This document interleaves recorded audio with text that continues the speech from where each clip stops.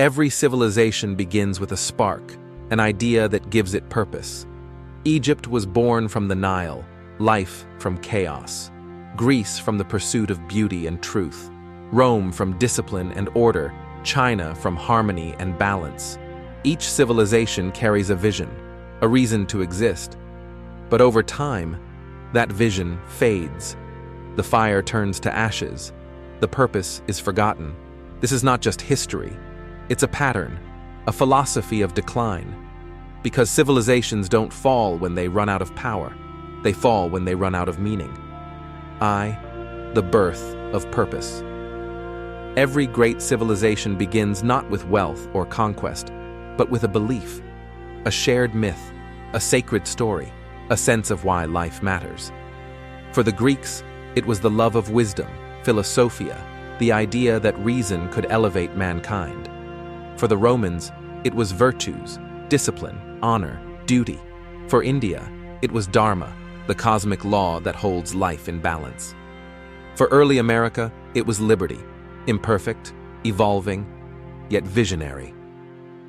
A civilization's greatness is not measured in its walls or wealth, but in the invisible thread that binds its people, a collective purpose.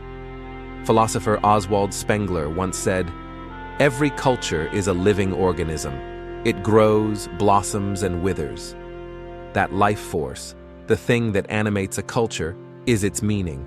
When that meaning fades, the organism begins to decay. 2. The seduction of success.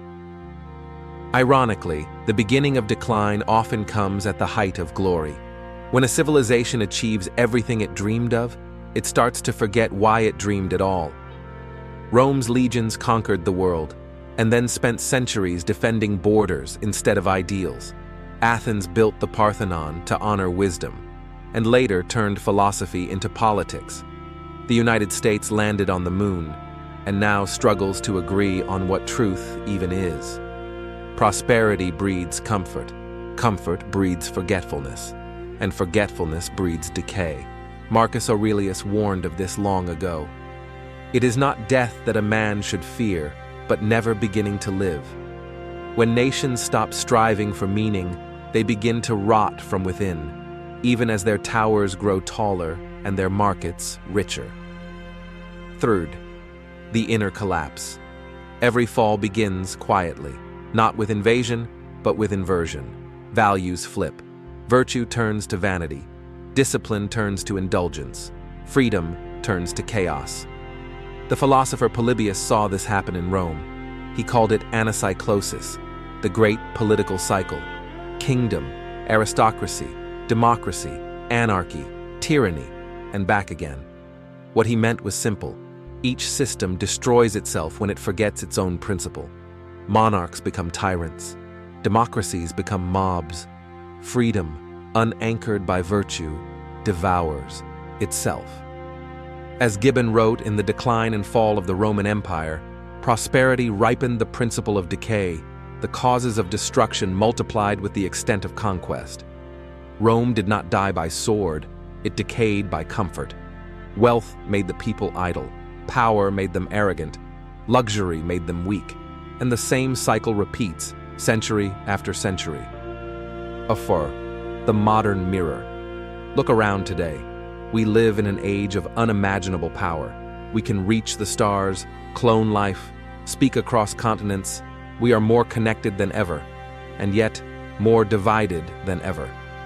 We mistake noise for wisdom, convenience for progress, and freedom for meaning.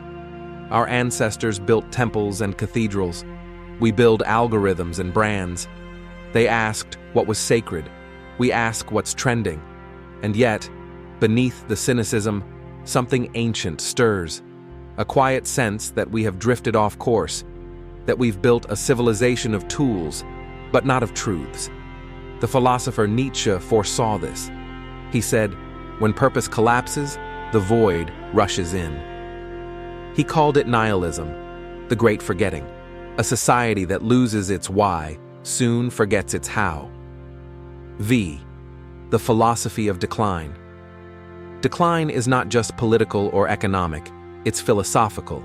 It begins when a people no longer believe in their own ideals, when skepticism replaces spirit, when irony replaces faith, when pleasure replaces purpose. Civilizations decline the way individuals do, not from exhaustion, but from disillusionment.